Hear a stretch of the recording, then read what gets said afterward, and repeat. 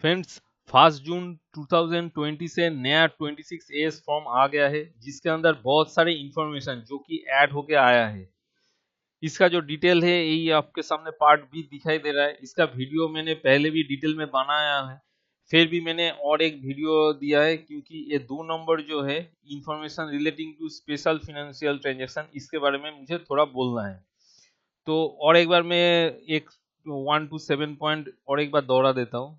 1 number में क्या बोल रहा है, information relating to tax deducted और कलेक्टेड एट सोर्स, मतलब जितना भी आपका टीडीएस काटा गया है उसका पूरा 26 एज में दिखाई देगा। उसके बाद पॉइंट नंबर थ्री में आता हूँ, क्योंकि 2 नंबर में थोड़ा डिटेल में डिस्कस करना है। Information relating to payment of taxes, मतलब जितना भी आपने टैक्स पेमेंट किया है वो 26 एज में पूरा दिखाई देगा, ताकि वो सेल्फ असेसमेंट टैक्स हो सकता है, एडवांस टैक्स हो सकता है, रेगुलर असेसमेंट टैक्स वो भी हो सकता है। जो भी होगा टैक्स पेमेंट वो आपका इधर दिखाई देगा नया 26 एज में। उसके बाद पॉइंट नंबर 4 में आता है information relating to demand and refund, मतलब आपके ऊपर जितना भी डिमांड है वो 26 एज में, नया 26 एज में दिखाई देगा। और उसके साथ साथ अगर कुछ रिफंड भी है आपके खाते में वो भी शो हो जाएगा, कितना आपका कौन सा ईयर के लिए कितना रिफंड है। उसके बाद आता है point number 5, information relating to pending proceeding, अगर कुछ पेंडिंग प्रोसीडिंग है वो भी आपको 26 एज में शो हो जाएगा। Point number 6, information relating to completed proceeding, अगर कुछ कॉम्प्लीटेड प्रोसीडिंग्स है वो भी आपको दिखाई देगा 26 एज में। लास्ट वाला पॉइंट जो है पॉइंट नंबर 7, वो होता है any other information relating to sub rule 2 of rule 114I, मतलब ये जो इंफॉर्मेशन रिलेटिंग टू अदर्स, जो एनी अदर, ये किसी भी जगह से हो सकता है। इनकम टैक्स के पास आ सकता है इंफॉर्मेशन। जैसे कि एक तो आपको एग्जांपल दे देते हैं, अगर आपका क्लाइंट का जीएसटी में फाइल है तो जीएसटी से कुछ भी इंफॉर्मेशन इनकम टैक्स ला सकते हैं, क्योंकि अभी रिसेंट आप लोग को पता ही है, मैंने एक वीडियो ऑलरेडी डाल भी दिया है। इनकम टैक्स और जीएसटी का मेल बंधन हो गया, उनका दोनों के अंदर अभी डाटा एक्सचेंज शुरू हो गया, डाटा एक्सचेंज होना ई कैंपेनिंग के द्वारा 20 जुलाई से, जो कि चालू हो गया। इसलिए इनकम टैक्स में अगर आप कुछ फाइल कर रहे हैं और जीएसटी में कुछ अलग फाइल कर रहे हैं तो जीएसटी से इंफॉर्मेशन इनकम टैक्स के पास चला जाएगा और इनकम टैक्स से इंफॉर्मेशन जीएसटी के पास चला जाएगा। तो एनी आधा इंफॉर्मेशन, मतलब उसी को हम लोग पकड़ लेंगे। अभी आते हैं point number 2, information relating to special financial transaction. Special financial transaction को थोड़ा डिटेल में बताना है, क्योंकि पहले वाला जो वीडियो था उसमें इतना डिटेल में बताया नहीं गया था, तो अभी इसको डिटेल में थोड़ा आपको बोल रहा हूँ। अगर फिक्स डिपॉजिट आपने किसी भी ईयर में, मतलब जो ईयर से चल रहा है खाता, मतलब 1 जून 2020 से ये सिस्टम चालू हुआ है, अगर 10 लाख के ऊपर आपने साल में फिक्स डिपॉजिट किया होगा तो ये 26 एज में दिखाई देगा। ये बहुत अच्छा है, हम जो टैक्स कंसल्टेंट है उनके लिए बहुत अच्छा हुआ है, क्योंकि जब हम लोग काम करते हैं क्लाइंट लोग बताना भूल जाते हैं या जानबूझ के बोलते नहीं है कहाँ पे क्या किया है, हम लोग ट्रैक नहीं कर पाते, बाद में फाइल गलत हो जाते हैं तो हमारे ऊपर ही भी प्रेशर आता है क्लाइंट के द्वारा के आप ठीक से काम नहीं किया। लेकिन अभी जो है बहुत हम लोगों के लिए बहुत आसानी है, अगर क्लाइंट कुछ भूल भी जाएगा या फिर छुपाएगा भी, आपको पता चल जाएगा 26 एज से, अगर 10 लाख के ऊपर उनका फिक्स डिपॉजिट साल में किया हुआ तो।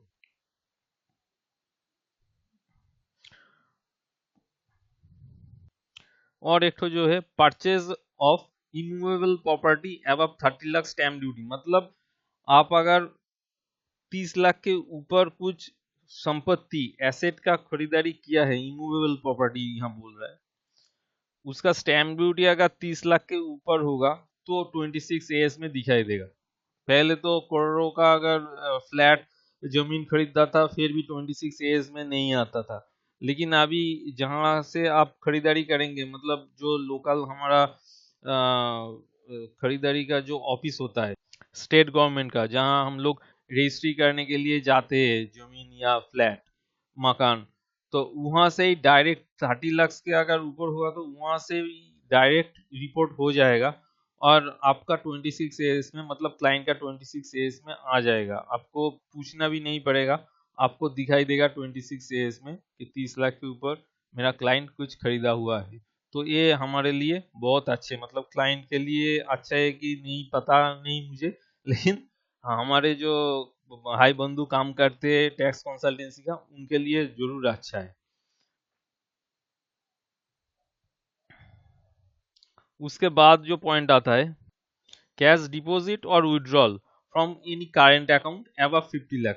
अगर साल में आप 50 लाख के ऊपर कैश विड्रॉल किया है करेंट अकाउंट से या फिर कैश डिपॉजिट किया है तो वो भी आपका 26 एस में आ जाएगा, information relating to specified financial transaction के अंदर।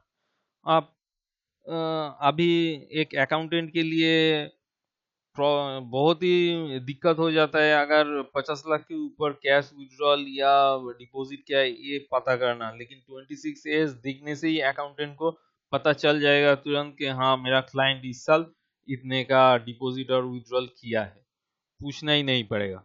तो ये सब आ जाएगा, मतलब देख के आपको थोड़ा बहुत बिजनेस का वॉल्यूम अंदाज हो जाएगा, आइडिया हो जाएगा। उसके अगले point, cash receive 2 lakhs against sale. आप अगर किसी को सेल करके उसके पास से कैश सेल करके 2 लाख आप लिए हैं गुड्स, तो वो भी चला जाएगा 26 एस के अंदर। अगर क्लाइंट माल कुछ परचेस करके सेल करके अगर 2 लाख के ऊपर कुछ सेल किया हो गुड्स, अगर आपको बताएगा नहीं, आपको साल जब खत्म होगा 26 एस में आपको दिखाई देगा, तब तो आपको पता चल जाएगा कि आप आपका क्लाइंट किसी से 2 लाख के ऊपर कैश सेल किया है। ये सेल गुड्स का भी हो सकता है, सर्विस का भी हो सकता है। सेल सेल कि गुड्स किया है, सर्विस किया है, इसका कोई अलग अलग एक्सप्लेनेशन नहीं दिया गया है। आपका ये सर्विस भी हो सकता है, गुड्स भी हो सकता है। अगला पॉइंट की तरफ बढ़ते हैं, invest in mutual fund debenture bond above 10 lakh. मतलब साल में आप अगर आपका क्लाइंट अगर म्यूचुअल फंड या डिवेंचर या बॉन्ड शेयर इस सब में अगर 10 लाख के ऊपर इन्वेस्ट करता है तो वो भी उसका क्या क्या चीज उन्होंने 10 लाख के ऊपर खरीदारी किया है उसका भी डिटेल 26 एस में आ जाएगा। ठीक है, उसके बाद वाला पॉइंट देखते हैं, क्रेडिट कार्ड रिलेटेड है। इफ यू पे for credit card above 10 lakhs in year और कैश पे बाई 1 लाख।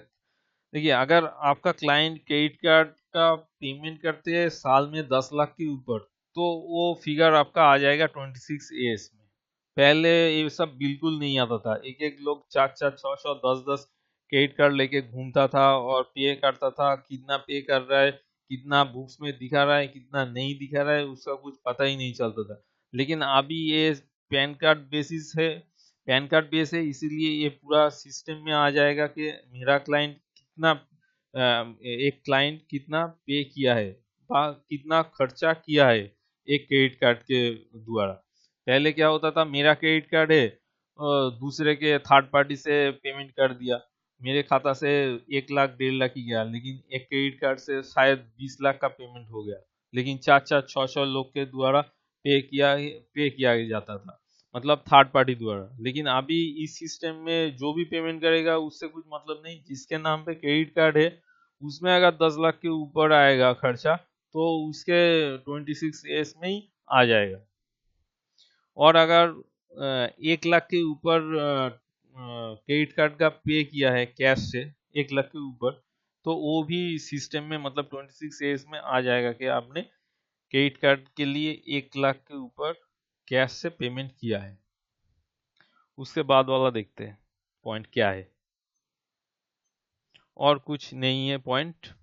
तो मुझे लगता है ये सब जो पॉइंट है आपके लिए, मतलब जो टैक्स कंसल्टेंट मेरा फ्रेंड्स है उनके लिए बहुत अच्छा होगा जानने में, और ये नया भी आपके लिए शायद है। तो इसीलिए अगर ये वीडियो आपको अच्छा लगे तो लाइक शेयर और सब्सक्राइब करना मत भूलिए, क्योंकि इसी तरह का अपडेट मैं हर रोज लाता रहता हूँ। अगर आपको भी चाहिए इसी तरह का अपडेट तो मेरा चैनल जरूर सब्सक्राइब कीजिए। और अगर ये इंफॉर्मेटिव लगे अपने दोस्तों में, मतलब टैक्स कंसल्टेंट जो दोस्त है उनके अंदर ये वीडियो शेयर कर दीजिए। Thank you.